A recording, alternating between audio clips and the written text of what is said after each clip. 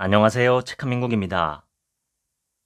오늘 소개할 책은 고독한 이기주의자는 행복하다. 지은이는 김규범. 작가, 인문학 강연자, 칼럼니스트, 유튜버, 고전 독서가, 글쓰기 코치.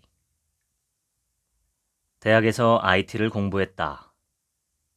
프로그래머, 출판사 직원, 학원 강사, 인터넷 쇼핑몰 운영 등 다양한 직업을 거쳐 정착한 직장에서 20여 년째 근무하고 있다. 타성에 젖어 머무르는 것을 경계하며 떠오르면 행동하고 필요하면 시작하겠다는 생각으로 10개 국가 15개 도시를 자유여행했다. 상담, 법률, 기술, 복지, 스포츠 등의 분야에서 30여 종의 자격증을 취득했다. 책은 삶의 이정표라는 명제를 가슴에 품고 독서와 글쓰기를 권장하는 활동을 펼치고 있다. 유튜브 채널 4월인의 북 리뷰를 통해 고전 문학을 비롯한 다양한 도서를 소개하고 있다. 나는 왜 안 되는 걸까? 라는 생각은 남의 말에 끌려다니고 남의 평가에 휘둘리고 남의 성공을 따라가려는 행동에서 비롯됩니다. 우리는 자신이 진정으로 하고 싶은 것을 찾아야 합니다. 남을 따라가려다 지쳐서 포기한 사례는 주변에서 어렵지 않게 찾을 수 있습니다.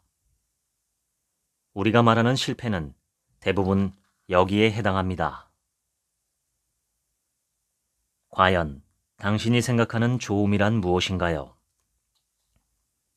좋음은 새롭게 정의되어야 합니다. 당신의 삶에서 좋음을 정의한 것은 누구입니까? 헤르만 헤세, 시다르타. 이 책의 주인공은 시다르타입니다. 부처 고타마 시다르타와 동명이인입니다. 지금부터는 주인공을 시다르타, 고타마 시다르타를 부처라 부르겠습니다. 시다르타는 인도에 살고 있습니다. 카스트 제도의 최상위 계급인 브라만입니다. 어느 날 시다르타는 마을을 지나는 사문의 모습을 목격합니다.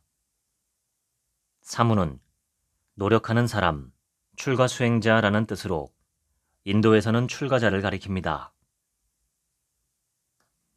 시다르타는 비쩍 마른 몸에 낡은 옷을 걸치고 온몸에 고행의 흔적을 지닌 그들에게서 맑고 투명한 눈빛을 발견했고 진리를 추구하는 순수한 열망을 느꼈습니다.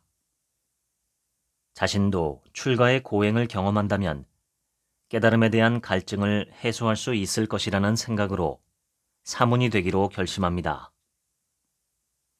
시타르타는 모든 것을 버리고 마을을 떠나게 됩니다. 그렇게 3년이 지났습니다. 안타깝게도 금욕의 삶도 시타르타의 깨달음에 대한 갈증을 해소해주지 못했습니다. 사람들이 깨달음을 얻는 방법이라고 말하는 버리는 것과 고행은 그저 잠깐의 깨달음만을 전했을 뿐입니다. 그 즈음 완벽하게 깨달은 자, 완성된 자가 등장했다는 소문이 들려왔습니다. 그는 바로 고타마 시다르타, 부처입니다. 얼마 후 부처가 제자를 모집한다는 소식이 전해집니다. 하지만 시다르타는 제자가 되지 않겠다고 합니다. 얼마 후 우연히 숲속에서 부처와 마주친 시다르타는 자신의 생각을 털어놓습니다. 죽음으로부터의 해탈은 당신이 그것을 얻기 위하여 나아가던 도중 당신 자신의 깨달음으로 얻은 것입니다. 누군가의 가르침으로 해탈이 주어지는 것이 아닙니다.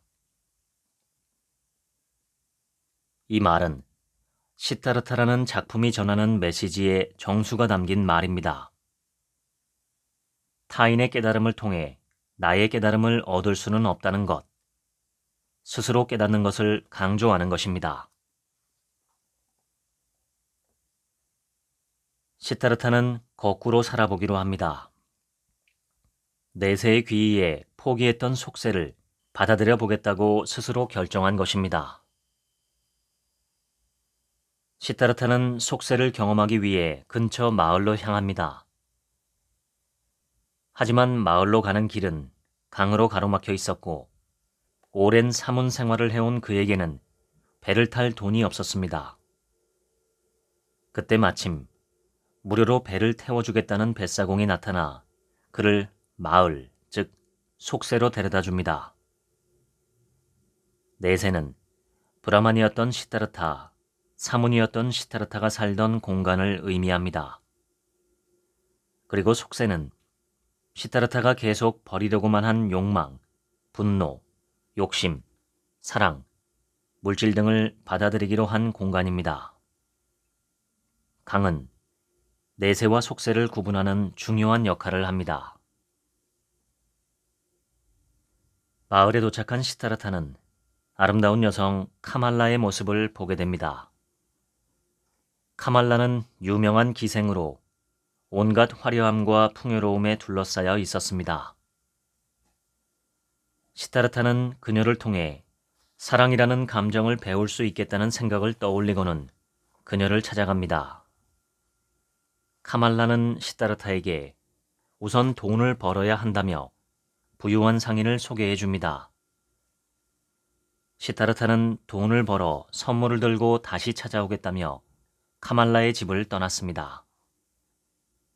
그리고 모은 돈으로 선물을 사서 카말라를 만나러 다니며 10년이라는 세월을 보냅니다.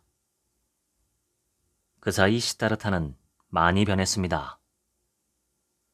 처음에는 모든 것을 재미있게만 생각하던 그는 이제 돈을 잃으면 화를 내고 돈을 벌어야만 기뻐합니다. 지금의 시타르타는 속세에서 흔히 볼 수 있는 부유한 상인일 뿐입니다. 카말라와는 애인 또는 부부 같은 관계로 발전했습니다. 그러던 어느 날 카말라가 부처 이야기를 꺼냅니다. 언젠가 더 나이가 들면 자신도 부처에게 귀의하겠다며 말을 꺼낸 것입니다.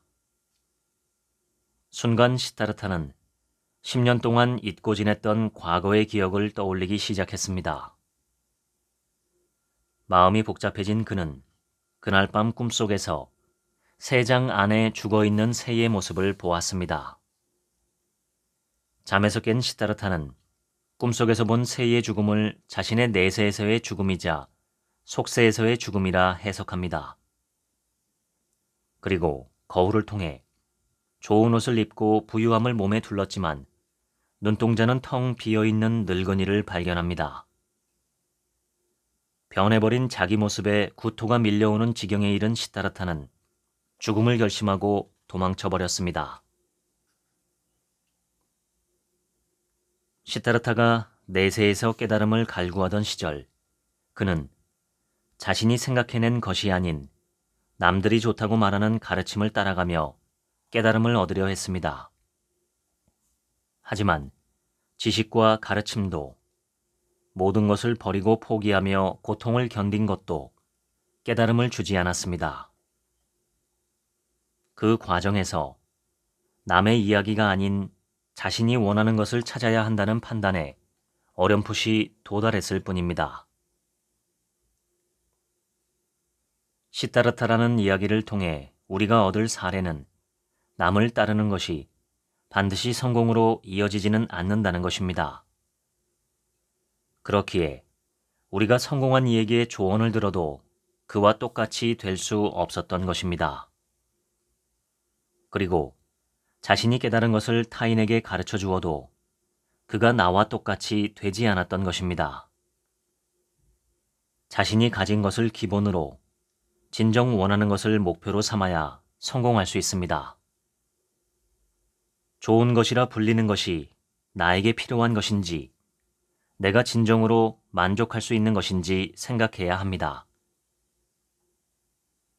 어떤 생각이건 스스로 내린 결정은 옳습니다. 다른 사람이 어떻게 돈을 벌었는지, 어떻게 공부했는지, 어디에서 재미있게 놀았는지 등 그 안에 우리의 생각은 없습니다. 끊임없이 조언을 구할 뿐입니다.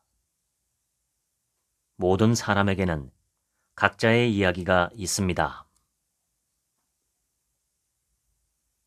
여러분의 행동을 이해할 수 없다며 비난하고 욕하고 헐뜯는 사람은 주변에 많습니다. 그렇지만 황당하죠. 나에 대해 뭘 안다고 함부로 판단할까요? 우리가 타인을 이해할 수 없다며 답답해하고 짜증내고 불편해하는 것처럼 상대방도 똑같은 감정을 느낀다는 것입니다. 세상 모두가 인정하는 것은 없습니다.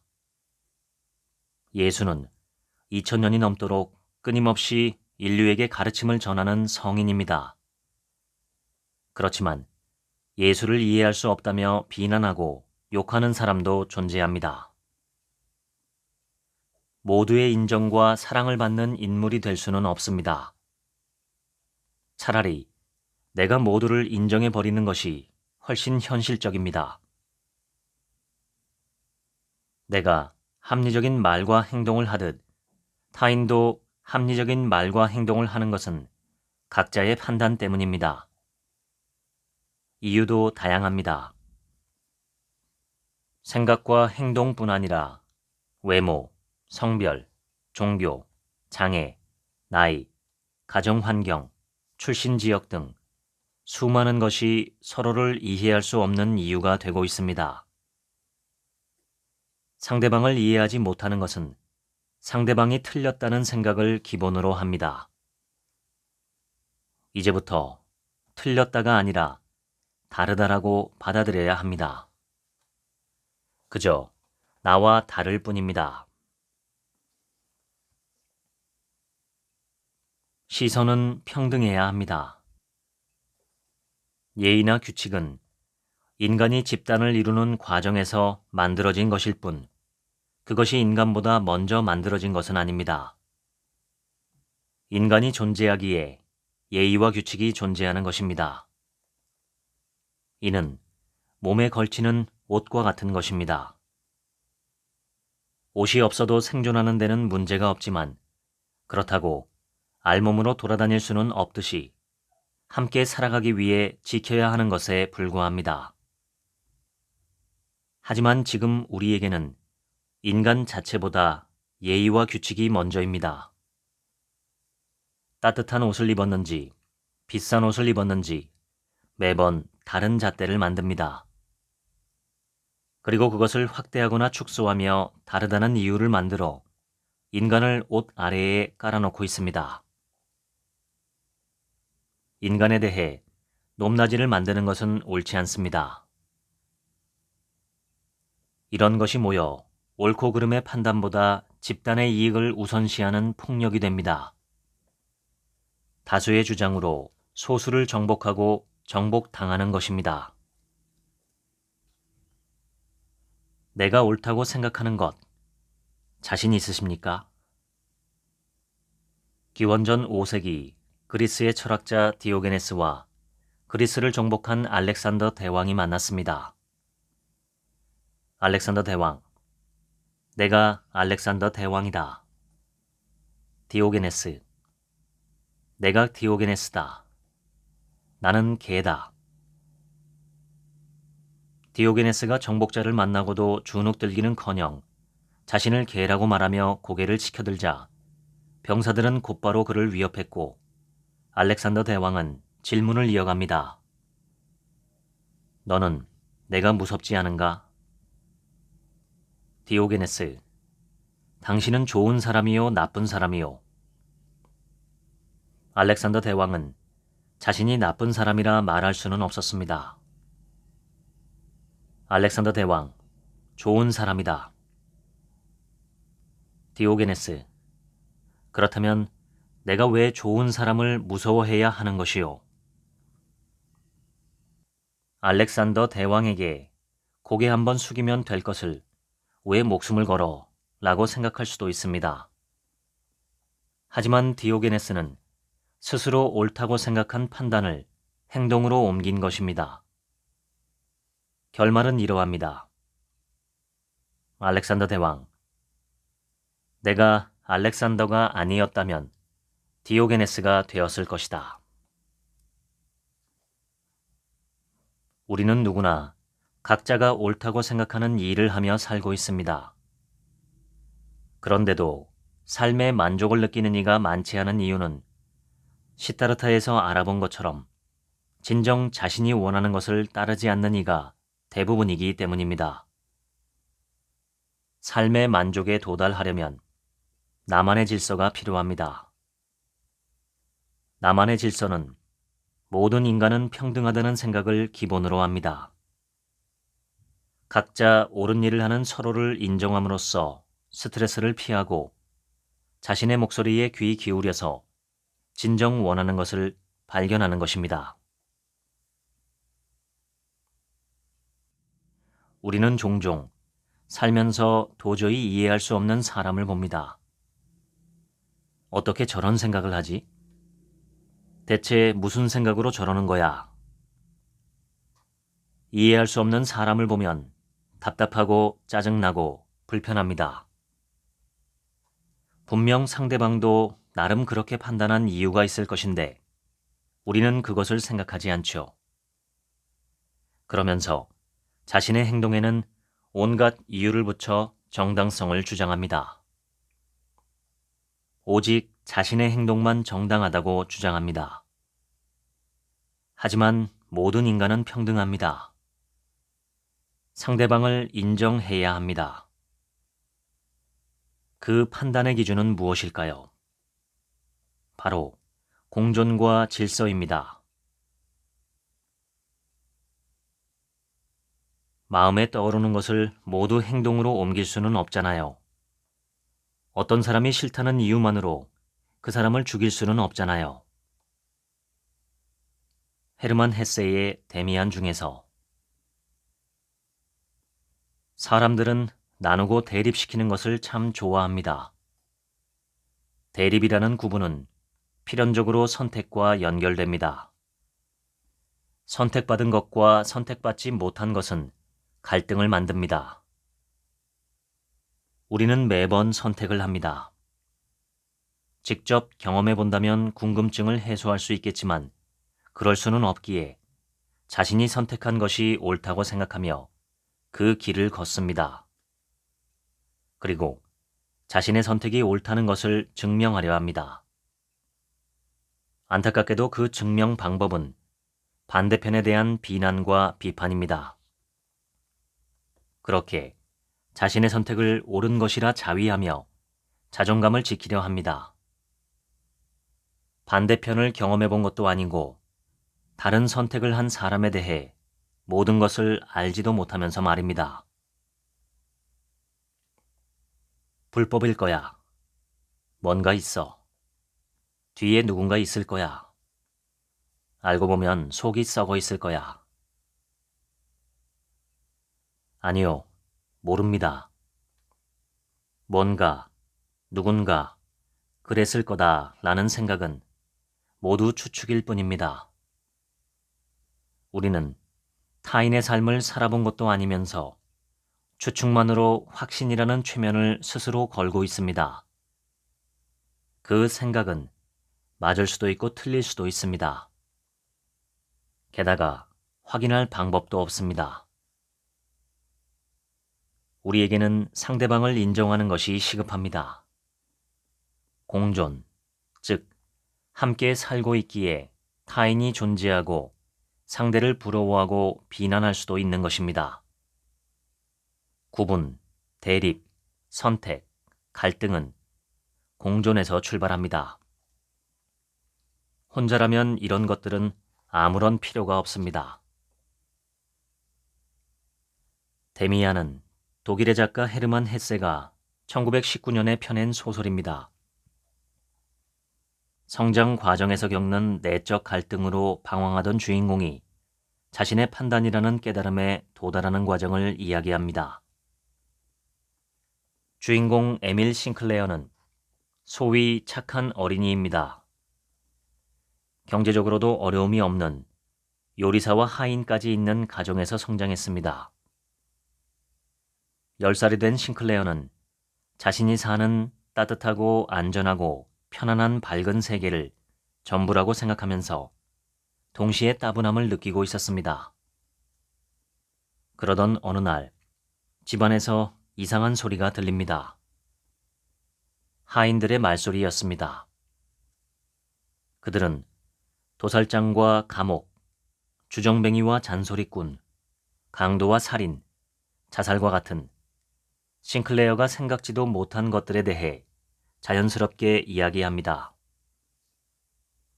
귀공자처럼 살던 싱클레어는 처음으로 불황자의 모습을 본 것 같은 이질감을 느꼈고 따뜻하고 안전한 밝은 세계 외에 어두운 세계도 존재한다는 것을 알게 되었습니다. 마침 밝은 세계를 따분해하던 싱클레어 앞에 짜릿한 세상이 등장한 것입니다. 싱클레어는 자신이 경험하지 못한 또 다른 세계, 즉 어두운 세계로의 일탈을 꿈꾸기 시작합니다. 프란츠 크로모는 재단사의 아들로 사립학교에 다니는 싱클레어와 달리 공립학교에 다니는 13살쯤 먹은 힘세고 난폭한 소년입니다.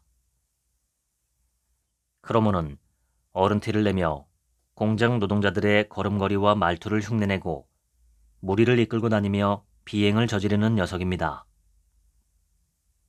크로모는 싱클레어를 끈질기게 따라다니며 괴롭히고 금품을 갈취했습니다.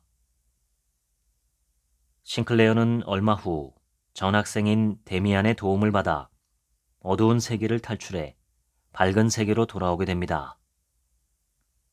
데미안은 곤경에 처한 싱클레어를 구출했고 더는 크로모로부터 괴롭힘당하지 않도록 도와주었습니다. 그리고 자신의 내면에 접근하는 방법, 마음을 다스리는 방법, 바른 길을 가는 방법도 알려주었습니다. 새는 알에서 나오려고 투쟁한다. 알은 세계다. 태어나려는 자는 한 세계를 파괴해야만 한다. 데미안의 쪽지 내용. 하지만 안타깝게도 그 즈음 발발한 제1차 세계대전으로 인해 이들의 만남은 중단되었고 전장으로 향한 싱클레어는 폭격을 받아 정신을 잃고 쓰러집니다. 목숨을 잃지 않은 싱클레어는 얼마 후 병상에서 깨어나 다시 한번 데미안을 만나게 됩니다. 데미안은 싱클레어에게 자신의 목소리에 귀를 기울이라는 말을 남기고 사라집니다. 우리는 바쁘고 정신없는 삶 속에서도 한 번쯤은 내가 진정 원하는 것이 무엇인지 찾기 위해 내면을 들여다볼 필요가 있습니다. 데미안의 작가 헤르만 헤세는 그 과정에 대해 한 사람 한 사람의 삶은 자기 자신에게 이르는 길이라고 표현했습니다. 남들이 뭐라 하건 다수가 뭐라 하건 내가 원하는 길이 최고의 길이라는 것입니다. 우리가 하고 싶다거나 옳다고 생각하는 것들은 이미 옳고 그름의 판단을 거쳐 내린 생각입니다. 이런 생각들 대부분은 그 자체로 충분한 의미를 지니고 있습니다. 우리는 누구나 답을 알고 있습니다. 생텍쥐 페리, 어린 왕자. 이야기의 화자는 사막에서 어린 왕자와 만난 비행사입니다. 어린 왕자가 사는 별의 이름은 B612입니다. 이곳에는 자그마한 세 개의 화산, 바오밥 나무, 그리고 어느 날 어디선가 날아온 꽃씨에서 피어난 장미꽃 한 송이가 있습니다. 장미꽃은 종종 어린 왕자를 힘들게 합니다. 오직 자기만 사랑해달라고 하기 때문입니다. 결국 어린 왕자는 장미를 남겨놓고 철새를 타고 다른 별로 여행을 시작합니다. 6개의 별을 거쳐 지구에 도착한 어린 왕자는 철도원, 장사꾼, 천문학자, 사막 여우를 차례대로 만난 뒤에 화자인 비행사를 만납니다. 어린 왕자가 지구에 도착하기까지 거친 별의 이야기는 풍자가 담겨 있습니다. 첫 번째로 들른 늙은 왕이 사는 별에는 온 우주의 별들을 다스리는 왕이 살고 있습니다. 왕은 말끝마다 허락한다라는 말을 붙입니다. 늙은 왕은 프랑스 왕정이 공화정으로 변한 지 오랜 시간이 흘렀음에도 여전히 허세를 부리는 왕족들의 모습을 반영한 캐릭터입니다. 권력도 재력도 없으면서 왕족의 체면만은 지키려는 그들의 모습을 풍자한 것이죠. 두 번째로 들른 별에는 허영심 많은 남자가 살고 있습니다. 이 남자는 손에 들고 있던 모자를 쓰고 인사를 합니다. 인사를 받은 어린 왕자가 손뼉을 치자 기뻐하며 또 인사를 합니다. 어린 왕자는 또 손뼉을 치고 남자는 또 인사를 합니다. 그는 어린 왕자의 말에는 전혀 귀 기울이지 않고 오직 박수 받는 것에만 관심을 둘 뿐입니다. 이 모습은 인정받기만을 원하고 타인의 건설적 비판에는 귀 기울이지 않는 사람들의 모습을 풍자한 것입니다. 세 번째 별에는 술꾼이 살고 있습니다. 술꾼은 계속 술만 마십니다. 어린 왕자가 왜 그렇게 술만 마시고 사느냐고 묻자 부끄러움을 잊으려고 마신다고 합니다. 뭐가 부끄러우냐고 물었더니 술 마시는 것이 부끄럽다고 합니다. 술꾼의 대답은 주장과 근거의 의미가 같게 되는 논증 오류인 순환 논리의 오류에 해당합니다. 이를 통해 모순적인 인간의 모습을 풍자합니다. 네 번째 별에는 사업가가 살고 있습니다. 사업가는 많은 별을 소유하고 있습니다. 그는 계속해서 숫자를 셉니다. 그 숫자를 예금하고 다시 숫자를 셉니다. 별에 도착한 어린 왕자를 보고도 숫자를 세는데 방해되니 귀찮게 하지 말라고 합니다. 어린 왕자도 그게 당신에게 무슨 도움이 되나요? 라는 질문을 던지며 불편함을 드러냅니다. 사업가의 모습은 돈에 집착하는 자본가 계급의 모습을 풍자한 것입니다. 다섯 번째 별에서는 가로등 켜는 남자를 만납니다. 남자는 노을이 질 즈음이면 가로등을 켜고 동이 틀 즈음이면 가로등을 끕니다. 이곳은 우리 시간을 대입했을 때 1분마다 낮과 밤이 바뀌어 하루에 1440회 노을을 볼 수 있는 작은 별입니다. 덕분에 남자는 잠시도 쉬지 않고 성실하게 가로등을 조작하고 있습니다. 왜 그러냐고 물으니 누가 시켜서 하고 있다고 합니다. 잠깐 쉬라고 해도 쉬지 않습니다. 이 남자의 소원은 잠을 자보는 것이라고 합니다. 이 부분은 작가의 노동자 계층에 대한 시선이 느껴지는 부분입니다. 성실하게 노동하는 사람들이 하는 일들이 과연 가치 있는 노동인지 가치 없는 노동인지에 대한 질문을 던지는 것이기도 합니다. 마지막 여섯 번째 별에는 지리학자가 살고 있습니다. 지리학자는 각 우주에 퍼져 있는 특파원들을 통해 다른 별의 소식을 듣습니다. 지리학자는 실제로 가보지도 않은 별에 대해 오로지 전해 들은 내용만을 기록할 뿐입니다. 이 부분은 지식인 계층에 대한 작가의 시선을 엿볼 수 있는 부분으로 현장성이 없는 공허한 이론가들을 풍자합니다. 작품의 배경은 사하라 사막입니다. 작가 생택쥐 페리가 비행사 시절에 비행기 고장으로 사하라 사막에 추락한 경험이 반영된 것이라고 합니다.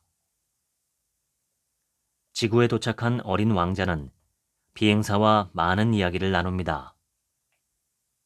하지만 두 인물은 동일 인물입니다.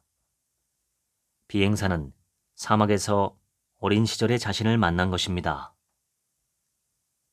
작품 후반에 가서 어린 왕자는 사라집니다.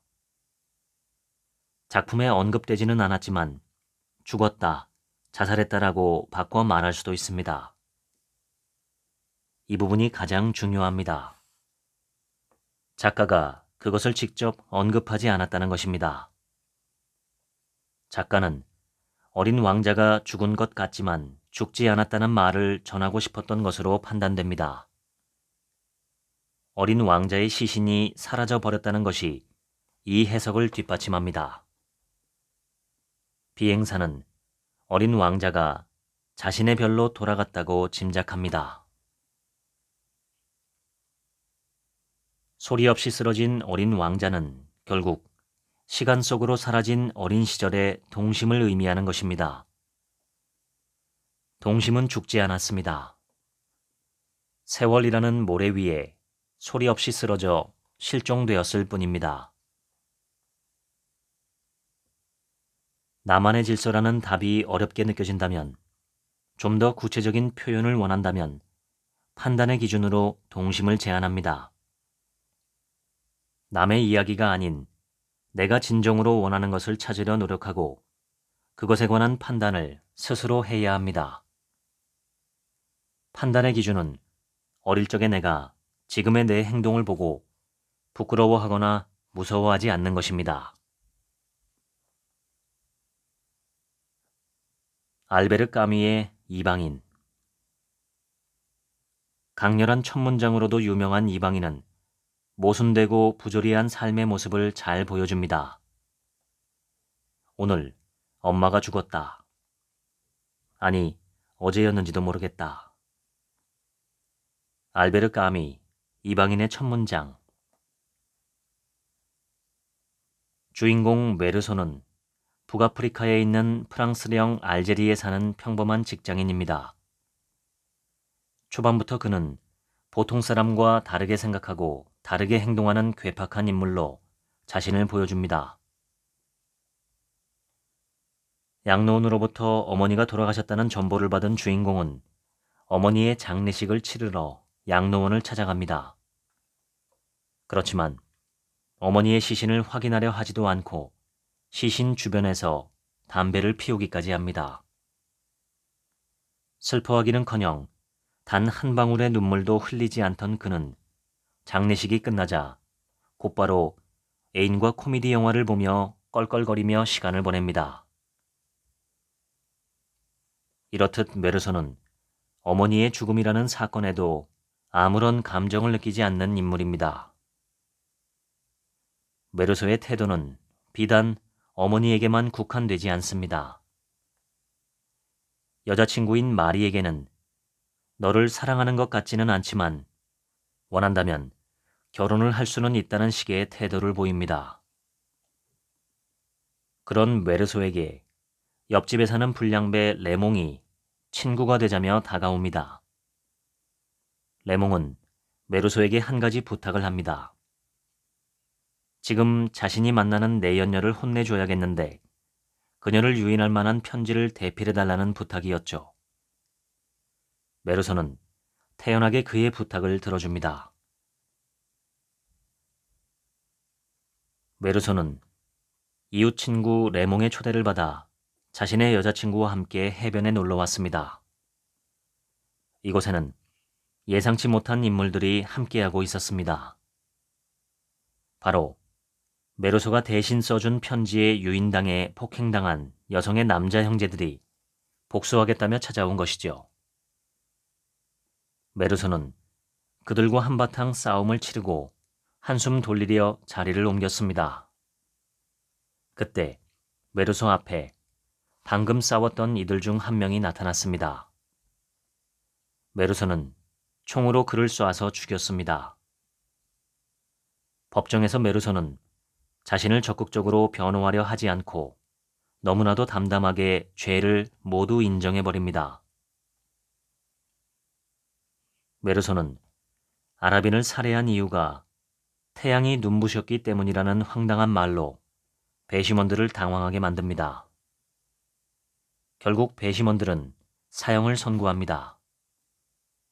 하지만 메르소는 전혀 동요하지 않습니다.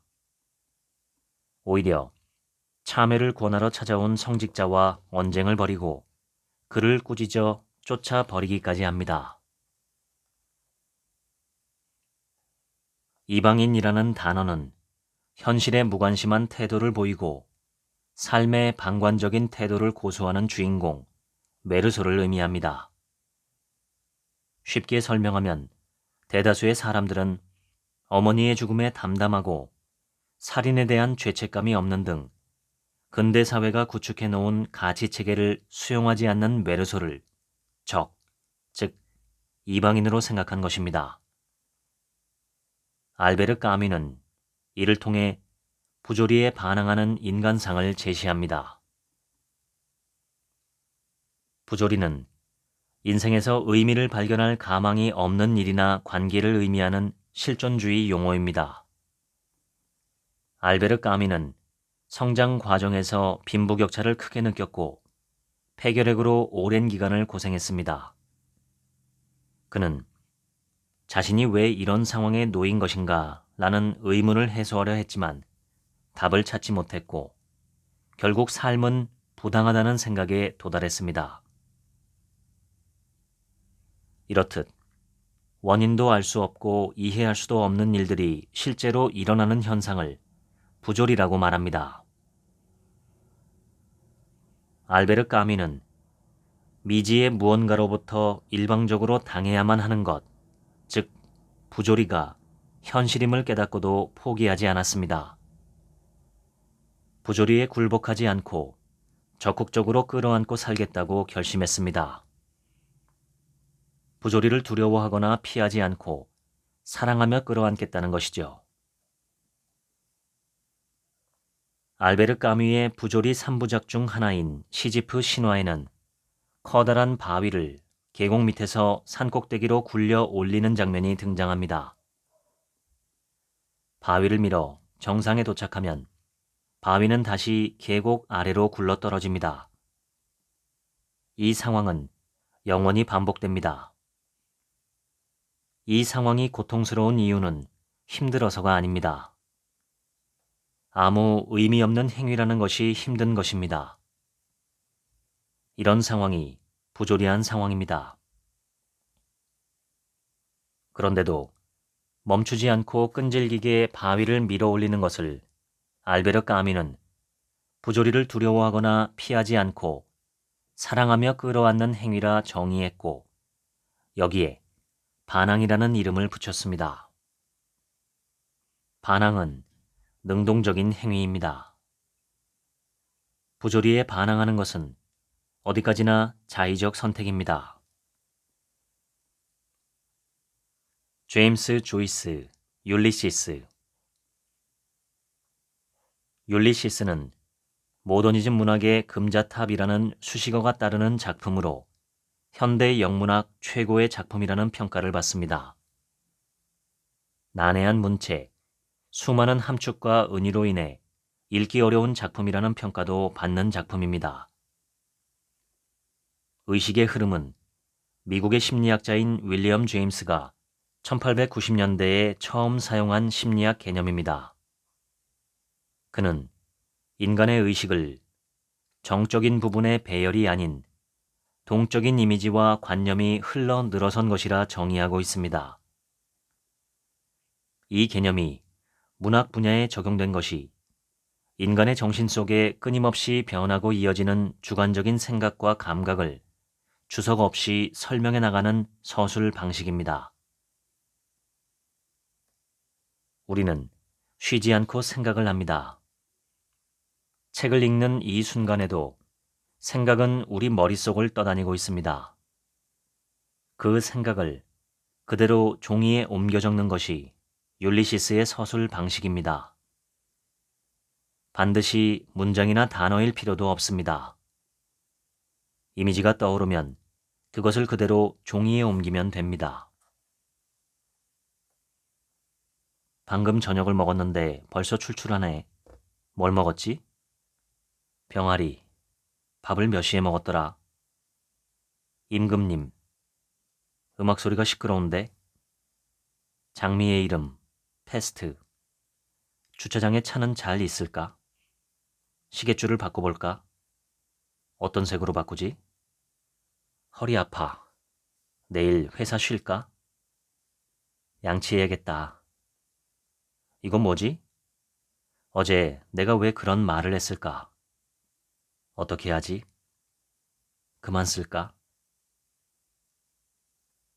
이렇듯 머릿속을 부유하는 생각, 딱히 규칙이랄 것도 없이 둥둥 떠다니는 생각들을 종이에 그대로 옮겨 적는 것입니다. 율리시스는 아일랜드의 수도인 더블린을 배경으로 새 인물의 1904년 6월 16일 아침 8시부터 다음날 새벽 2시경까지의 18시간을 다룹니다.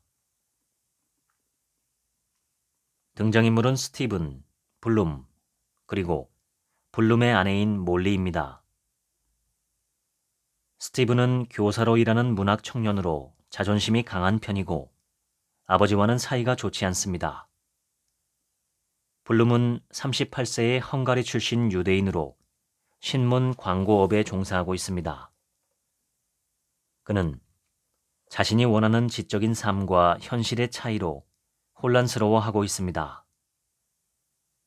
블룸의 아내인 몰리는 가수로 일하고 있습니다. 다른 남자와 불륜 관계를 유지하고 있고 남편 블룸도 이 사실을 알지만 묵인하고 있습니다. 각각의 인물이 아일랜드 더블린의 구석구석을 돌아다니며 도시의 모습을 상세하게 묘사하는 형태로 진행됩니다.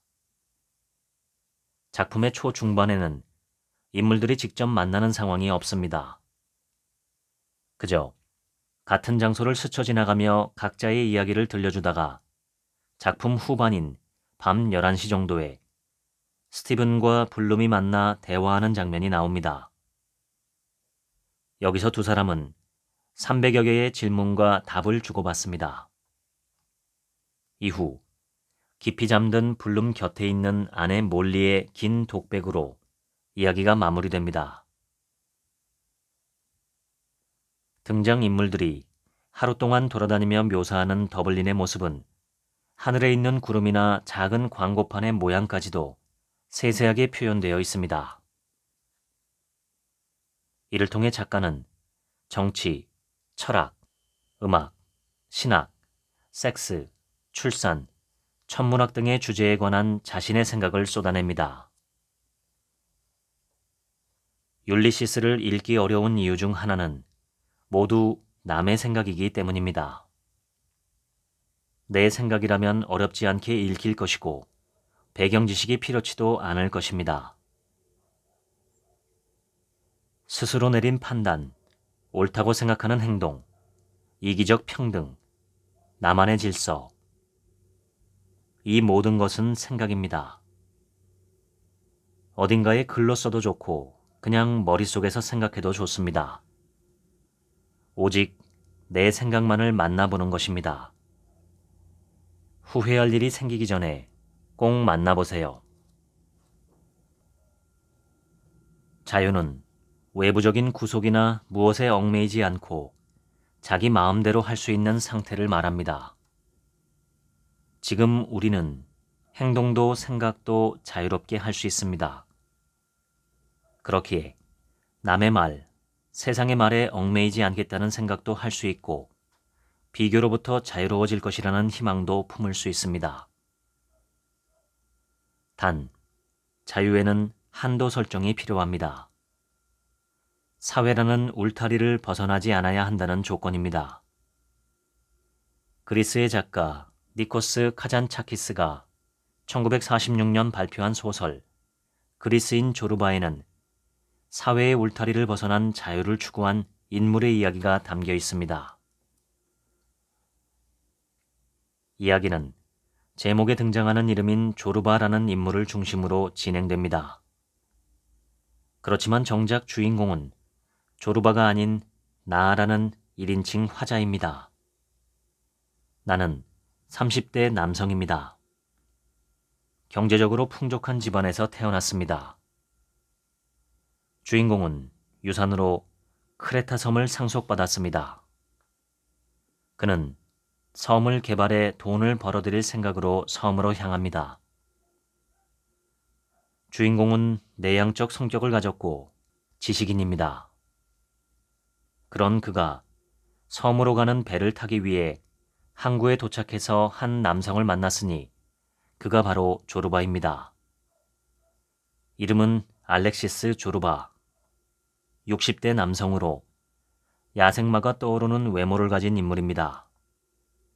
그는 즉흥적으로 행동하고 일을 저지르고도 금방 잊어버리고 활발하고 말도 아무렇게나 뱉는 등 주인공과는 반대되는 성향을 지녔습니다. 조르바와 대화를 나눈 주인공은 금세 마음을 열었습니다. 그리고 조르바에게 인부를 감독하는 일을 맡기며 함께 섬으로 건너가기로 합니다. 두 사람은 오르탕스의 여관을 본거지로 삼아 일꾼도 뽑고 일하는 방식도 협의하는 등 함께 광산 개발을 진행합니다. 그렇지만 일은 처음부터 삐걱거리기 시작했습니다. 주인공은 조르바의 스타일을 받아들이지 못합니다. 조르바는 일은 안 하고 사업 자금으로 놀러다니며 술이나 마시고 약속해놓은 날짜 안에 준비해야 할 것들도 챙기지 않습니다. 그저 자유로운 하루하루를 살고 있을 뿐인 조르바의 행동은 모든 일을 계획에 따라 움직이는 주인공을 화나게 할 뿐입니다. 결국 주인공은 조르바를 불러서 이 문제를 이야기합니다. 이에 조르바는 지금껏 자기가 살아온 이야기, 자기가 어떤 생각으로 삶을 대하는지에 대해 설명합니다. 조르바는 자신이 원하는 것이 있으면 자유롭게 그것을 행하는 자유의지를 바탕으로 움직이고 있었습니다.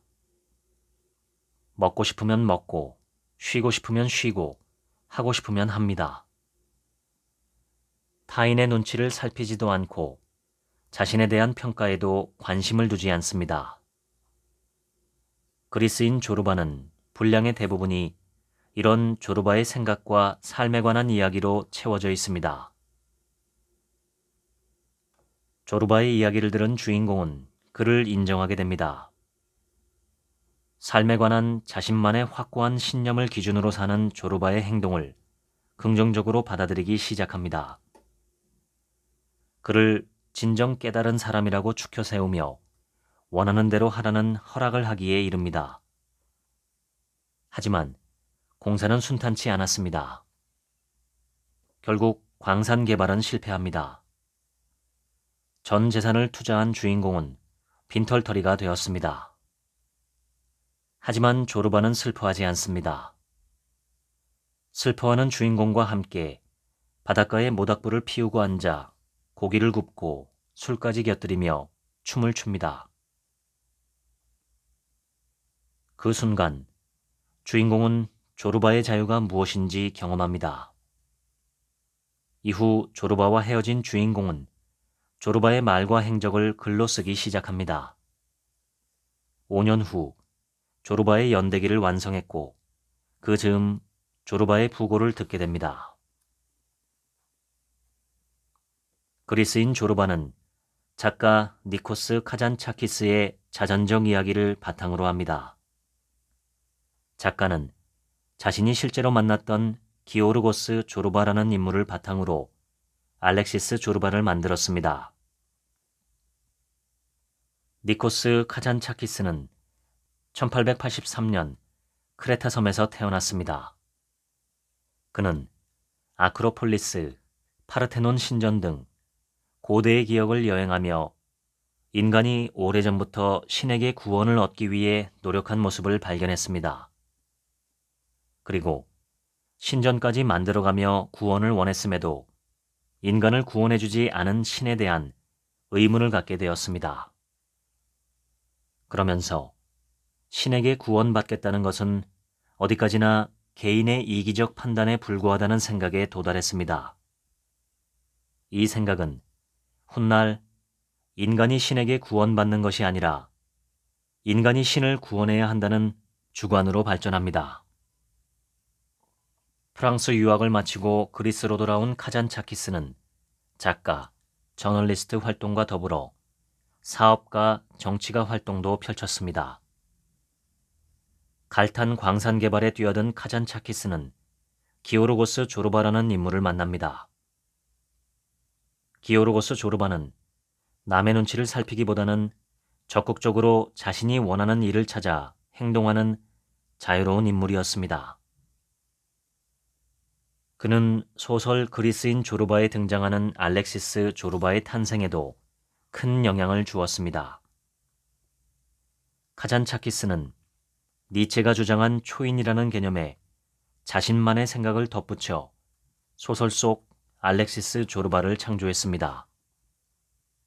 조르바는 온전히 나다운 모습으로 사는 인간, 자기 자신을 사랑하는 인간, 마음이 이끄는 대로 행하는 인간을 상징합니다. 조르바에게 신의 존재는 무의미한 것에 불과합니다. 조르바는 오직 자신만을 믿을 뿐입니다. 독일의 철학자 프리드리히 니체는 철학 분야의 포스트 모더니즘을 대표하는 인물입니다. 그는 현대 대륙 철학의 근간을 마련하고 현대 인문학 전반에 가장 큰 영향을 끼쳤습니다. 기존의 철학 가치를 뒤엎는 주장이 담긴 니체의 저서들은 그에게 망치를 든 철학자라는 별명이 붙을 만큼 급진적이고 공격적인 문체로 서술되어 있습니다. 쇼펜하우어는 당시까지 서양 철학계의 중심이었던 이성을 부정하고 의지를 앞세운 인물입니다. 간단히 설명하면 인간이 이렇게 하는 것이 맞다는 생각을 하면서도, 즉 이성적인 생각을 하면서도 정작 행동은 반대로 하는 이유가 의지 때문이라는 것입니다. 의지가 이성보다 강하기 때문이라는 것이죠. 철학계에서는 서구의 전통적 철학 가치인 이성을 부정한 쇼펜하우어의 주장을 쉽게 받아들이지 않았습니다. 니체의 모든 사상이 집합된 작품이라 할 수 있는 차라투스트라는 이렇게 말했다는 총 4부로 구성되어 있습니다. 작품의 화자는 방랑하며 노래하고 춤추는 시인 차라투스트라입니다. 고대 페르시아의 예언자로 조로아스터교의 창시자인 스피타마 차라투스트라와 이름이 같습니다. 그렇지만 동일 인물은 아닙니다. 산속에 은둔한 채 10여 년간 수행하던 차라투스트라는 자신의 지혜를 사람들에게 알려야겠다는 마음으로 산에서 내려옵니다. 숲속의 성자와 대화를 나누게 된 그는 자신이 전하려는 새로운 인간을 위한 새로운 원칙에는 신이 존재하지 않는다는 전제가 필요함을 직감하고 신의 죽음을 언급합니다. 신은 죽었다. 차라투스트라는 사람들을 모아놓고 인간은 초극되어야 할 존재라는 주장을 펼칩니다. 하지만 사람들은 그의 말을 무시해버립니다. 결국 차라투스트라는 아무나 붙들고 말할 것이 아니라 함께 창조하는 사람들을 모아야 한다고 생각합니다. 그래서 자신을 따르는 사람들을 모아 다시 한번 초인 사상을 설명하고 산으로 돌아갑니다. 세월이 흘러 또다시 하산을 결심한 차라투스트라는 소수의 사람만을 모아 초인 사상에서 이어지는 권력계의 의지를 설명합니다. 그 후 다시 산으로 돌아간 차라투스트라는 작품의 클라이맥스라고 할 수 있는 영원 회귀에 관해 자기 자신과 대화를 나눕니다. 이 과정에서 자기 자신을 극복해가는 차라투스트라의 모습은 자기 초국의 과정을 보여줍니다. 이 작품은 줄거리만으로 내용을 파악할 수 없습니다. 비유와 상징이 가득해서 소설이라기보다는 시라고 하는 게 더 잘 어울리는 형태입니다. 삶의 중심을 나에게 맞추지 못하고 세상의 기준에 휘둘리며 어려움에 부닥친 우리에게는 구원이 필요합니다. 우리를 구원할 수 있는 것은 자유입니다. 이 책에서 제안하는 나를 중심으로 생각하기, 이기적 평등, 수평적 인간관계, 나만의 질서, 버티기는 모두 니체 철학에서 영감을 얻은 것입니다. 영원 회귀는 니체 사상의 근간이라고 할 수 있습니다. 삶이 영원히 반복된다는 의미입니다. 니체는 차라투스트라는 이렇게 말했다를 통해 모든 것은 자유다. 그대가 원하기 때문에 그대는 할 수 있다라는 말을 했습니다. 만약 여러분이 가난한 삶, 병든 삶, 외로운 삶을 살고 있다면, 그리고 그것이 영원히 반복될 것임을 안다면 어떻게 하시겠습니까? 택할 수 있는 최선은 무엇일까요? 지금 우리에게 주어진 것을 즐기는 것입니다. 어차피 반복될 것이라면 고통보다는 즐거움을 택하자는 것입니다. 영원 회귀의 맞춤표는 아모르 파티입니다. 인간이 자신의 과제와 사명을 깨닫는 것, 즉 주어진 것에 만족하며 삶을 즐기는 상태에 도달하는 것을 말합니다. 초인은 자신에게 주어진 것이라면 고통마저도 자신을 성장시키는 기회로 받아들이는 강력한 긍정 사상을 가진 인간을 의미합니다. 독일어 위버맨시는 극복하다와 사람이 합쳐진 단어입니다. 극복의 대상은 자신입니다.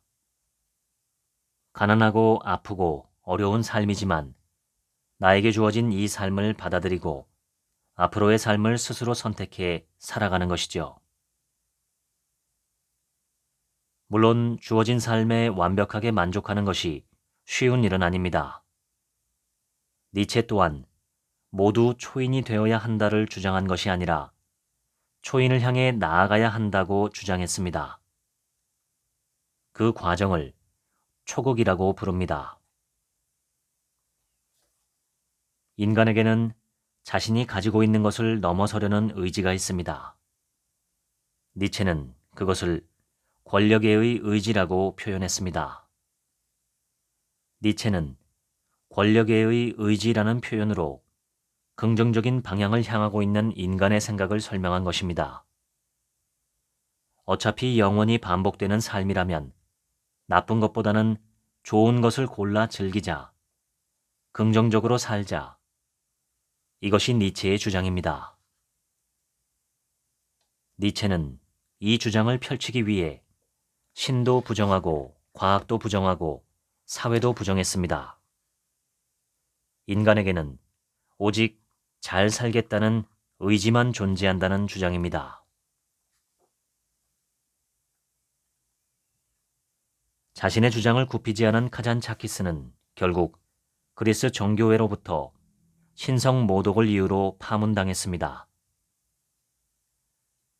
74세의 나이로 독일에서 사망한 니코스 카잔차키스는 시신이 되어 고향 그리스로 돌아왔습니다. 하지만 그리스 정교회가 묘지 사용을 허락하지 않아 성문 앞에 묻혔습니다. 카잔차키스의 묘지에는 생전에 자신이 미리 써놓은 묘비명이 적혀 있습니다. 나는 아무것도 바라지 않는다. 나는 아무것도 두려워하지 않는다. 나는 자유인이다. 시선을 나에게 고정해야 합니다. 나를 먼저 생각하고 내가 원하는 것을 찾아야 합니다. 누구나 스스로 옳다고 생각하는 행동을 한다. 모든 사람은 각자의 이야기가 있다. 나와 타인은 모두 같다. 지금까지 고독한 이기주의자는 행복하다 읽어드렸습니다. 지금부턴 제 얘기입니다. 오늘 소개한 책의 저자는 서양 고전문학 22편을 바탕으로 자신의 이야기를 합니다. 그 22편은 다음과 같습니다. 1. 헤르만 헤세의 시타르타. 2. 밀란 쿤데라의 참을 수 없는 존재의 가벼움. 3. 하퍼 리의 앵무새 죽이기. 4. 니콜라이 고골의 코. 5. 니콜라이 고골의 외투. 6. 모파상의 비갯덩어리. 7. 브램 스토커의 드라큘라.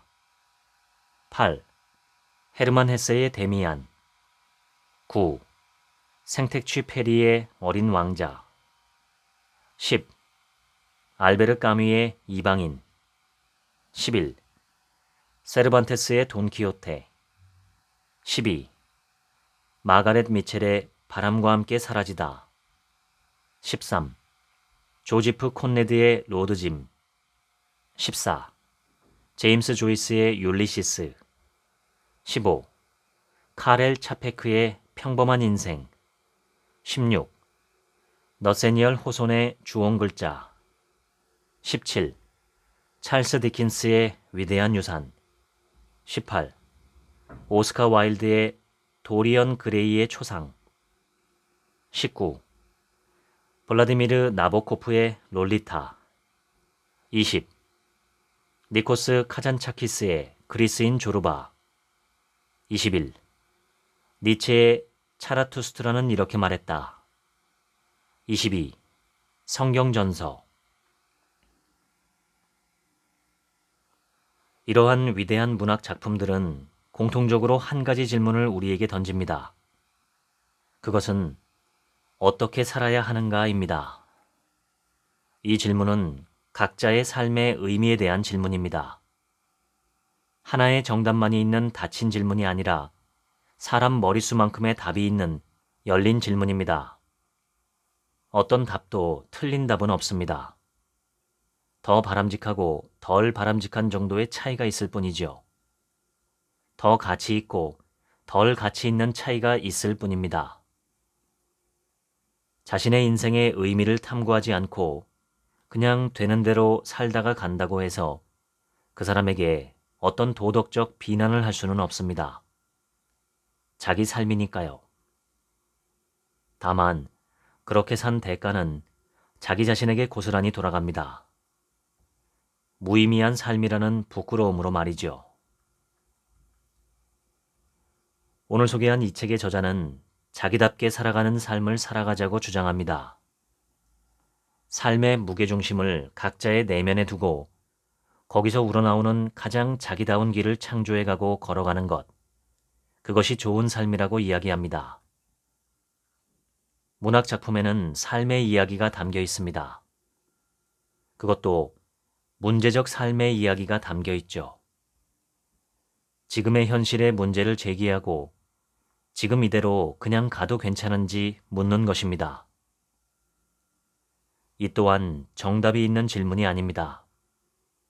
다만 해답은 있을 수 있죠. 대안까지 함께 내놓지 못하면 문제 제기조차 해서는 안 된다는 주장도 있지만 저는 그렇게 믿지 않습니다. 비록 대안까지 내놓지는 못해도 정말 우리 삶에 해를 끼치는 문제점을 발견한다면 얼마든지 이야기할 수 있어야 한다고 믿습니다. 가령 지구로 돌진하는 혜성을 발견한 천문학자가 있다면 그 사람의 수중에 대안이 있든 없든 전 세계에 알려야 합니다. 대안은 함께 만들어도 되기 때문입니다. 인류는 분업으로 발전했습니다. 불필요하고 무의미한 문제 제기를 상습적으로 하는 것이 아니라면 문제 제기 자체는 공동체의 누구라도 할 수 있어야 합니다. 밀림을 헤쳐나가는데 멀리 숨어있는 표범을 발견한 사람이라면 대안을 고민할 것이 아니라 우선 다른 사람들에게도 알려줘야겠죠. 오늘 소개한 이 책의 저자는 삶의 중심을 나의 외부에 두지 말고 스스로의 내면에 두라고 말합니다. 세상이 주문하는 대로 살아가는 삶이 아니라 나의 내면의 주문대로 살아가는 삶을 살아가자는 것입니다. 거기에 필요한 단 한 가지가 있다면 바로 용기입니다. 자유롭고 인간다운 삶의 필수 조건은 딱 하나, 그렇게 살겠다는 용기죠. 날마다 하루치의 용기를 내시면 좋겠습니다. 오늘 하루라도 인간답게 살아갈 용기, 나답게 살아갈 용기, 꺾이거나 포기하지 않고 다시 일어서는 용기, 그런 용기를 바탕으로 하루씩만 살아보시면 어떨까요? 지금까지 책 한 민국의 하루치 생각이었습니다. 감사합니다.